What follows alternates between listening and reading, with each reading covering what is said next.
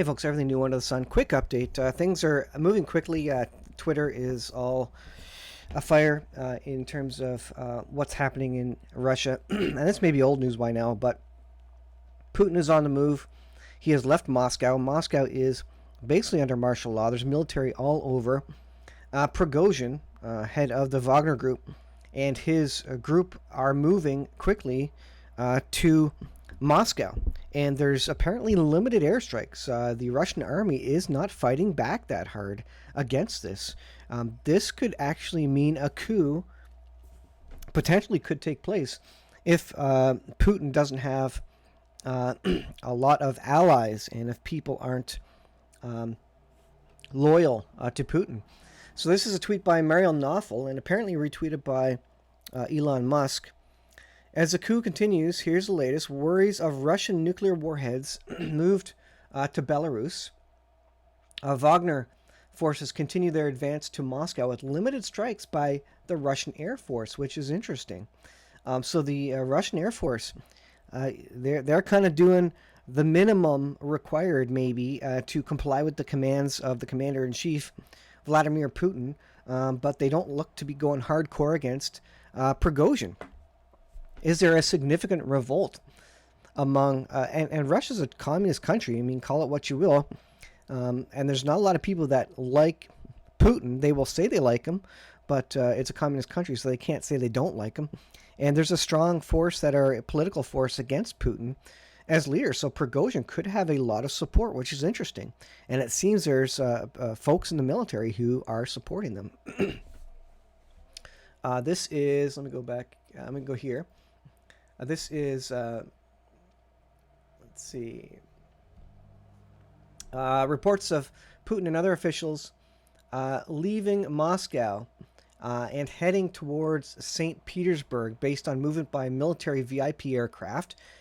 TASS, which is the, TASS is like RT.com, the other government-controlled news agency, and they're disagreeing with the Kremlin. The Kremlin says, no, Putin's not going to St. Petersburg.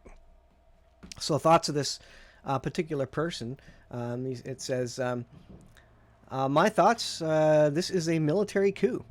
We can no longer dispute this. Things are moving very rapidly, and it's not looking good for Putin. Again, because it seems like there's not a lot of loyalty backing up Putin. They're doing a couple of airstrikes. They're doing limited defensive maneuvers, trying to protect Moscow, but there's not a lot of people on Putin's side, and it could be falling apart for Putin.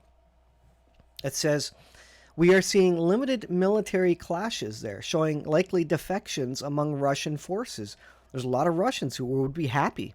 And if they're going to die anyways, die in the Russian military or die for Prigozhin and the mercenaries and the Wagner Group, why not die battling for your country, battling for freedom or democracy, right? So there's a strong indication that that could be exactly what's happening. Nobody saw this coming. I don't know if the United States saw this coming, or maybe the United States fomented this by offering Prigozhin, billions of dollars in free money, because the mercenaries, what are they interested in? They're probably interested in money and power. They're not particularly loyal to Putin, I don't think. So interesting. It says almost everything right now can't be verified and should be taken with a grain of salt. But things are moving rapidly in Russia, and follow BBC live stream.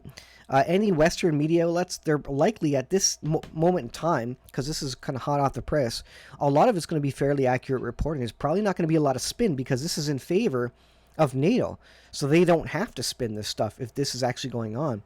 But check out RT.com as well, TASS, and of course follow Zero Hedge. But this is incredible stuff happening in the world. This could be very bad in terms of nuclear weapons. If Putin gets backed into a corner, doesn't want to go to jail, he could order the deployment of nuclear weapons, and then it's on his inner circle of military leaders to see if they basically still have control of the nuclear weapons of any sorts of forces around Putin. So there's going to be a lot of death here. And it's incredible that the Russian military is not fighting back strongly. So stay frosty, as they say, folks. Be prepared.